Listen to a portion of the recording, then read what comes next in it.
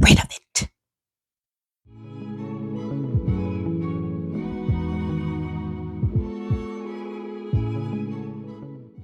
Hey, welcome to the reintroduction of you. Whether it's your first time or you're returning, I just want to thank you for spending a few minutes of your day with me today. On my channel, we learn how to fall back in love with the closets that we have by decluttering, by learning our personal style, so that way we can invest in things that will make our hearts sing, make us happy for years and years to come.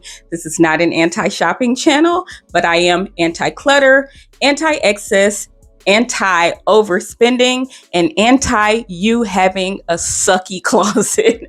So if you're interested in some of the ways that we can get back to the closet that we love, stick around. We're going to continue talking about decluttering, and we'll talk about it in a very specific way. So not just going through all of your things and figuring out all of the things that are there, but I'm going to talk about something very specific that I feel like a lot of us can relate to. And that is having one, two, maybe more than two pieces that we spent a lot of money on. And for that reason alone, we refuse to let it go. Even though it's been sitting in the back of your closet for 3 years, untouched, unstyled. Oh, just me, huh? Oh, okay. Well, all right, just me. Well, then I'll talk about myself then. We all have a few pieces, 1, 2, 3, 4, maybe more pieces. It could be shoes, it could be a bag, it could be any number of things that we spent a pretty penny on. We fell in love with it, maybe in a moment, maybe we looked at it over a course of time, maybe we followed it, finally got our hands on it, but we paid a pretty penny for that item. And for that reason alone, we refuse to let it go. Never mind the fact that you can't fit it anymore. Never mind the fact that it's not even your style anymore. Never mind the fact that it's just collecting dust and you haven't touched it.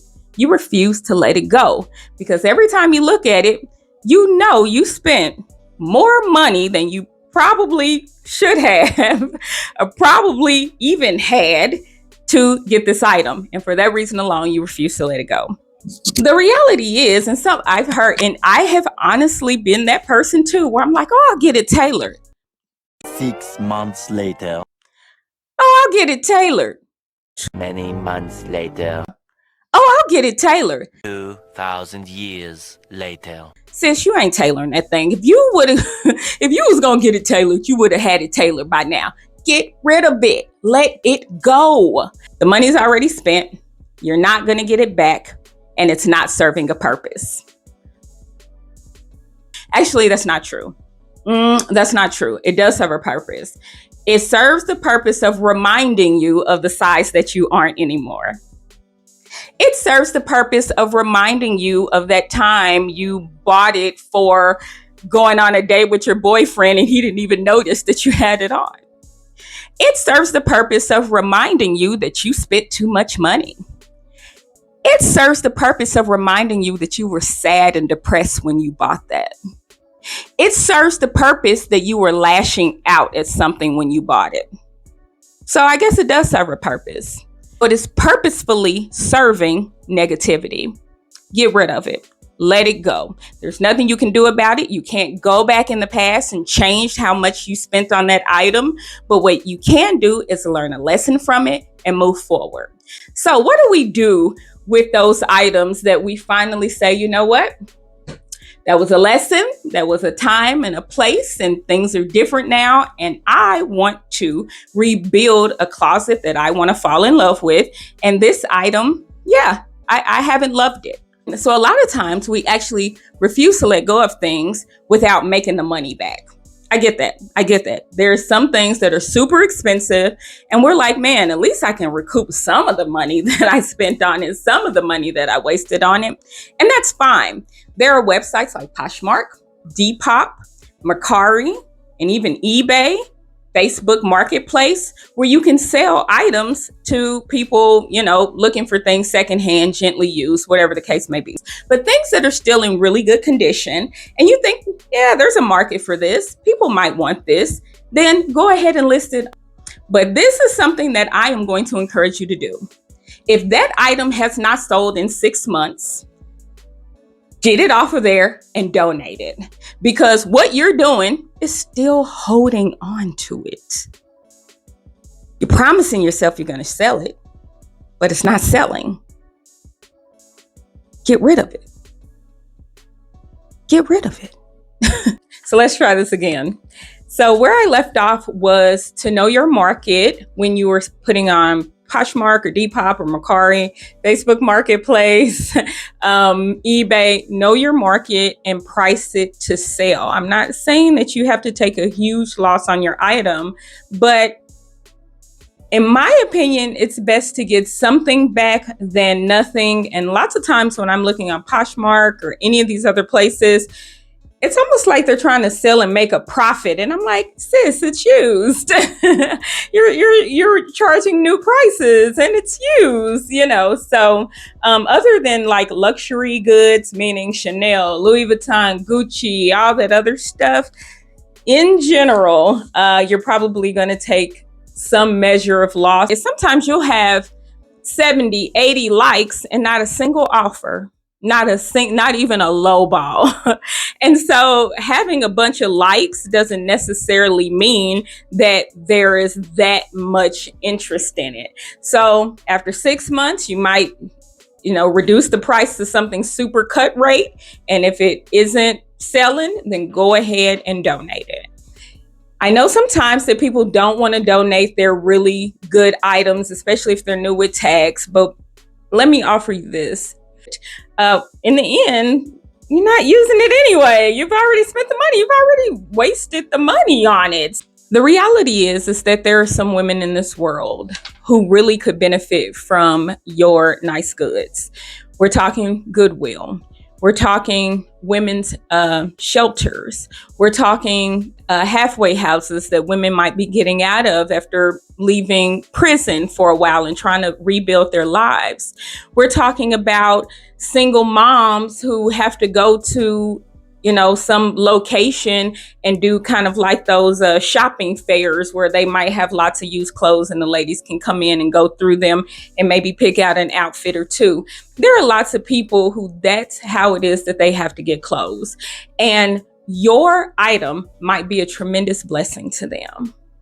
You ain't doing nothing with it. There are people out there who would be so excited to get the item that you're passing every day.